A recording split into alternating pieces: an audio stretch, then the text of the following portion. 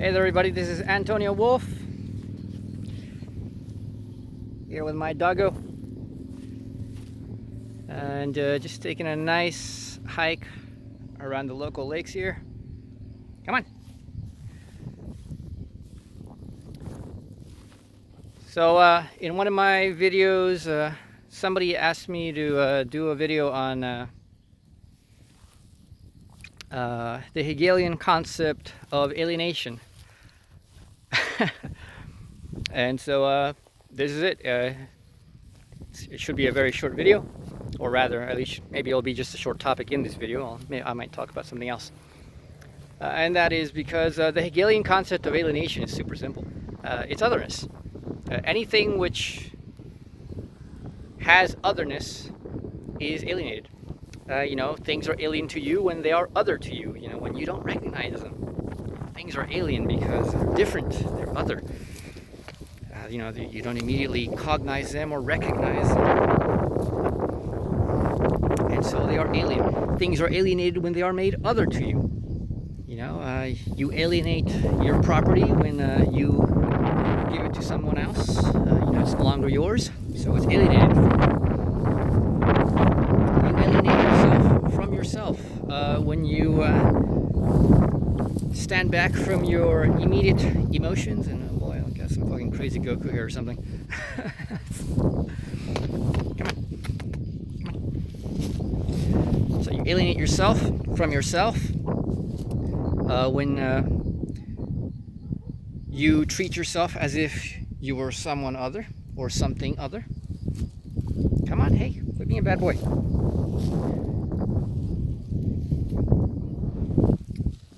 And I'm trying to keep the air out of this video. He's being a bad boy. He doesn't want to go. Where do you want to go? Do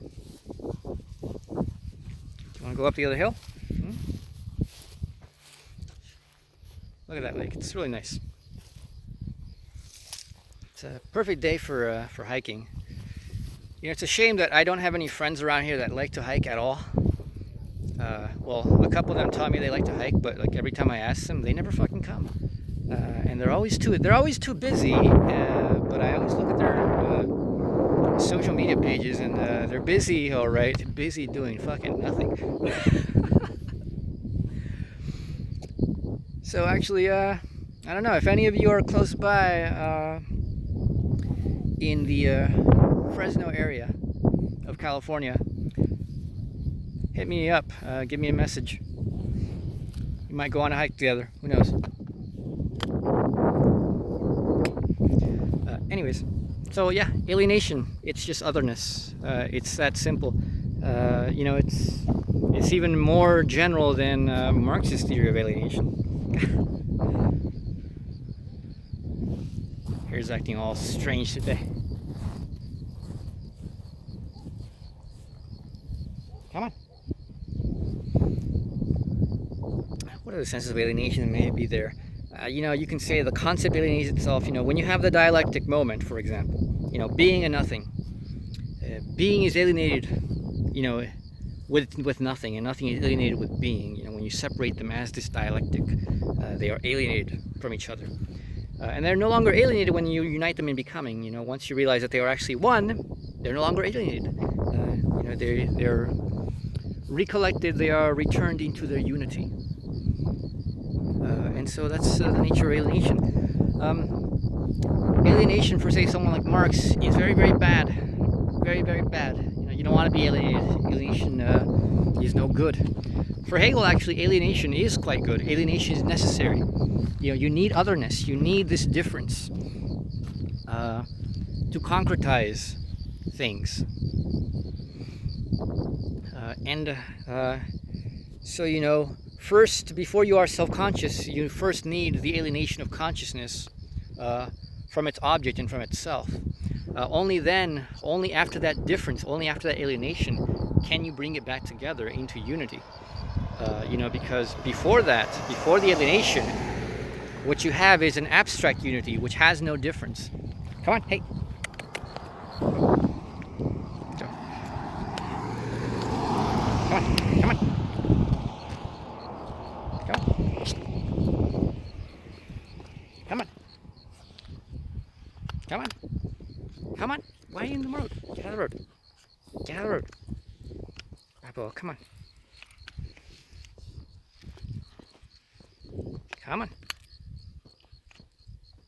Come on. Get out of the road.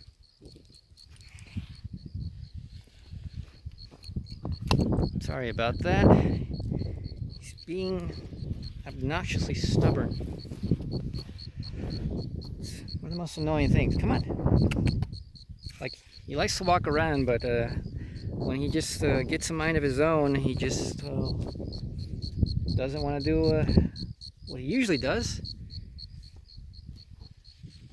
Just follow me around. Be a good boy.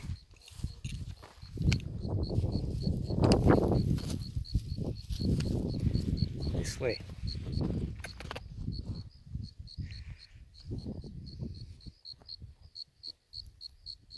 Come on. Come on.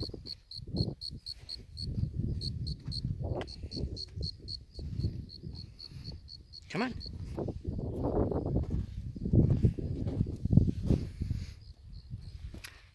So what was I saying? Alienation is necessary for Hegel. So you need to have that moment of alienation before you can bring things back together and be honky-dory. You know, because you could perhaps think, oh God, you know, we're all alienated nowadays in communities and blah, blah, blah. Communities, God, you know, we used to be all so communal. It used to be so nice. And, you know, it was so great.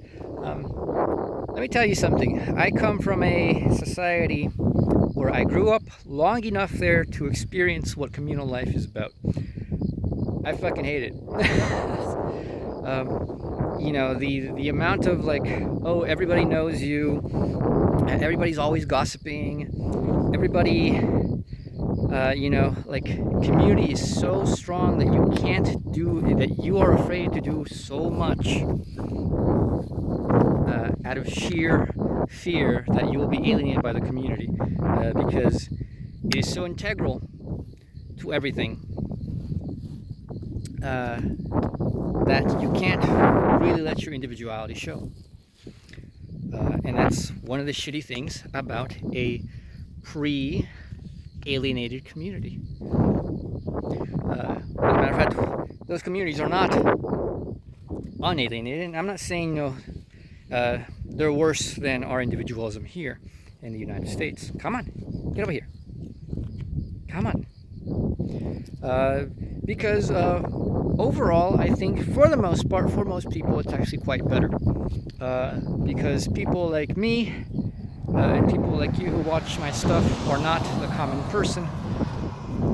We are the kind of people who are, you know, the outsiders to most communities, honestly.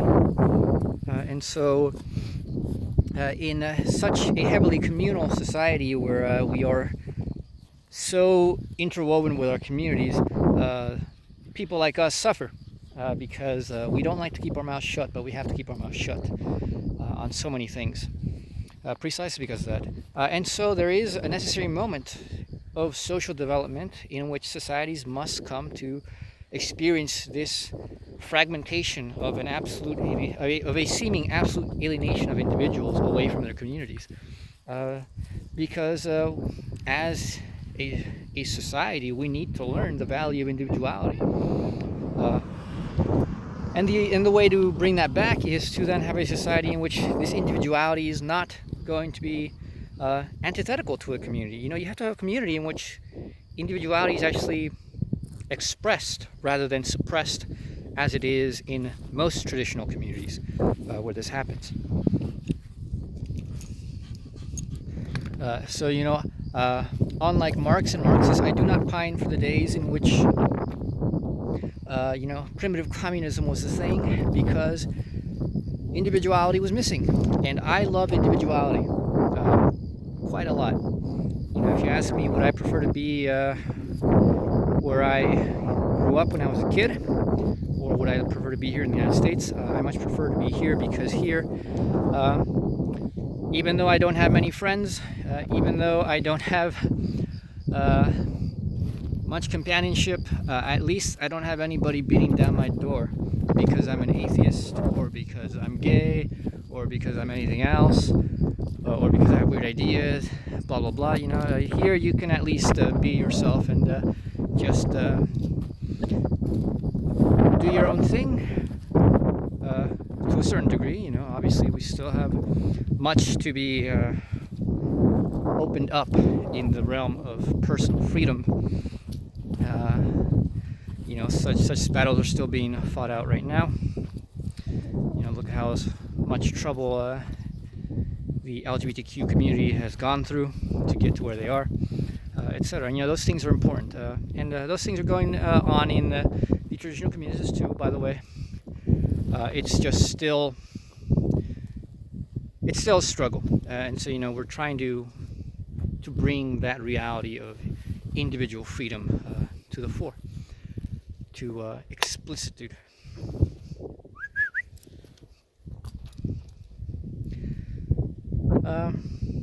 What else could be said about alienation? Not much. I mean, that's about it. That's alienation for you, really. All right, this has been Antonio Wolf. See you around.